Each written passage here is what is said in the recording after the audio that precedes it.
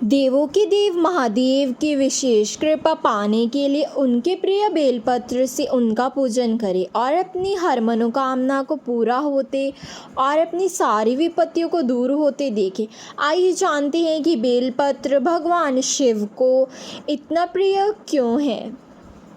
पुराणों के अनुसार भगवान शिव ने तमाम कष्ट सहकर भी सृष्टि को विनाश से बचाया। जब समुद्र मंथन के बाद विष निकला तो सभी देवता और जीव जंतु व्याकुल होने लगे। दसों दिशाओं में हाहाकार मच गया। तब भगवान शिव ने सृष्टि को बचाने के लिए हलाहल विष को अपने कंठ में धारण कर लिया। विष के प्रभाव से उनका कंठ नीला हो गया और पूरा शरीर बेहद गर्म हो गया। विष का असर सिर्फ उनके शरीर तक ना रहा, बल्कि उसकी वजह से आसपास का वातावरण भी गर्म होने लगा। इसे ठंडा करने का उपाय देवताओं ने बेलपत्र के रूप में निकाला। उन्हें पता था कि बेलपत्र विष के प्रभाव को कम करता है, इसलिए शिवजी को बेलपत्र खिलाना शुरू किया। भोलेनाथ को शीतल रखने के लिए उन पर जल भी अर्पित किया गया। बेलपत्र और जल के प्रभाव से भोलेनाथ के शरीर की गर्मी धीरे धीरे शांत होने लगी। कहा जाता है कि तभी से शिवजी पर जल और बेलपत्र चढ़ाने की प्रथा शुरू हुई। भगवान शिव को बेलपत्र चढ़ाने से जुड़ी एक कथा और प्रचलित है। माता पार्वती भगवान शिव को पाने के लिए कठोर व्रत करती थी। एक बार भोले बाबा जंगल में बेल के पेड़ के नीचे बैठकर तपस्या कर रहे थे। माता पार्वती वहां उनकी पूजा करने पहुंची, लेकिन पूजन सामग्री लाना वह भूल गई। उन्होंने पेड़ से नीचे गिरी हुई बेलपत्रों से ही शिवजी की पूजा की। उन्हें बेलपत्र से पूरा ढक दिया। इससे शिवजी बहुत प्रसन्न हुए और तब से उन्हें बेलपत्र चढ़ाया जाता है। बेलपत्र के वृक्ष की उत्पत्ति को लेकर भी कई तरह की कथाएं प्रचलित है। स्कंद पुराण के अनुसार एक बार माँ पार्वती ने अपनी उंगलियों से ललाट पर आया पसीना पोंछकर फेंक दिया। माता पार्वती के पसीने की कुछ बूंदें मंदार पर्वत पर गिरी। कहती हैं कि उसी से बेल वृक्ष की उत्पत्ति हुई। शास्त्रों के अनुसार इस वृक्ष की जड़ों में माँ गिरजा, तनों में माँ माहेश्वरी, शाखाओं में माँ दक्षायणी, बेलपत्र की पत्तियों में माँ पार्वती और फूलों में माँ गौरी का वास है।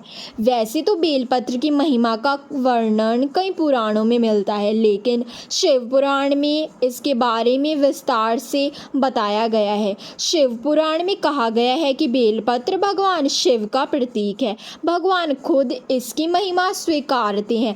मान्यता है कि बेल वृक्ष की जड़ के पास शिवलिंग रखकर जो भक्त भगवान शिव की आराधना करते हैं वे हमेशा खुश रहते हैं।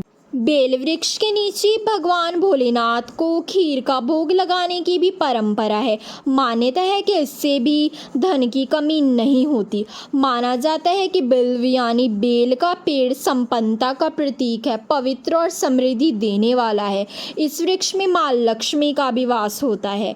घर में बेलपत्र लगाने से देवी महालक्ष्मी बेहद प्रसन्न होती है। बेलपत्र में 3 पत्तियां एक साथ जुड़ी होती है, जिसको लेकर कई तरह की मान्यताएं हैं। 3 पत्तों को कहीं त्रिदेव तो कहीं 3 आदि ध्वनियों का प्रतीक माना जाता है।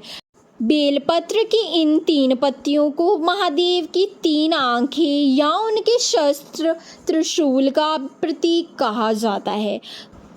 ज्योतिष के जानकारों की माने तो भगवान शिव के पूजन में बेलपत्र का विशेष महत्व है। शिवलिंग पर बेलपत्र अर्पित करने से प्रसन्न होते हैं महादेव। मान्यता है कि शिव की उपासना बिना बेलपत्र के पूरी नहीं होती। अगर आप भी देवों के देव महादेव की विशेष कृपा पाना चाहते हैं तो बेलपत्र के महत्व को समझना बेहद ही ज़रूरी है। आइए जानते हैं कि बेलपत्र क्या होता है, शिवजी को क्यों इतना प्रिय है बेलपत्र। क्या होता है बेलपत्र का महत्व। बेल के पेड़ की पत्तियों को बेलपत्र कहते हैं। बेलपत्र में 3 पत्तियां एक साथ जुड़ी होती है, लेकिन इन्हें एक ही पत्ती माना जाता है। भगवान शिव की पूजा में बेलपत्र का प्रयोग होता है और इनके बिना शिव जी की उपासना संपूर्ण नहीं होती। पूजा के साथ ही बेलपत्र के औषधीय प्रयोग भी होते हैं। इसका प्रयोग करके तमाम बीमारियां भी दूर की जा सकती है। ज्योतिष के जानकारों की माने तो जब भी आप महादेव जी को बेलपत्र अर्पित करें तो कुछ बातों का ध्यान रखना बेहद ज़रूरी है, क्योंकि गलत तरीके से अर्पित किए हुए बेलपत्र से शिव जी अप्रसन्न भी हो सकते हैं। बेलपत्र से जुड़ी हुई कुछ सावधानियां इस प्रकार है। एक बेलपत्र में 3 पत्तियां होनी चाहिए। पत्तियां कटी हुई या टूटी हुई ना हो और उनमें कोई छेद भी नहीं होना चाहिए। भगवान शिव को बेलपत्र चिकनी ओर से ही अर्पित करें। एक ही बेलपत्र को जल से धोकर बार बार भी चढ़ाया जा सकता है।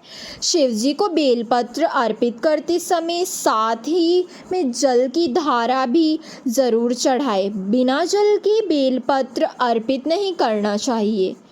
कई बार ना चाहते हुए भी शादी में देरी होने लगती है, कोई भी रिश्ता तय नहीं हो पाता। इसका कारण जो भी हो, पर बेलपत्र के उपयोग से इस समस्या का समाधान ज़रूर हो सकता है। तो आइए जानते हैं बेलपत्र के प्रयोग से कैसे मनचाहे समय पर होता है विवाह। 108 बेलपत्र ले और हर बेलपत्र पर चंदन से राम लिखे। ओम नमः शिवाय कहते हुए बेलपत्र को शिवलिंग पर चढ़ाते जाए। सारे बेलपत्र चढ़ाने के बाद शिव जी से शीघ्र विवाह की प्रार्थना करें। तो अगर आपको ये वीडियो पसंद आई हो तो please like the video and subscribe the channel. हर हर महादेव। धन्यवाद।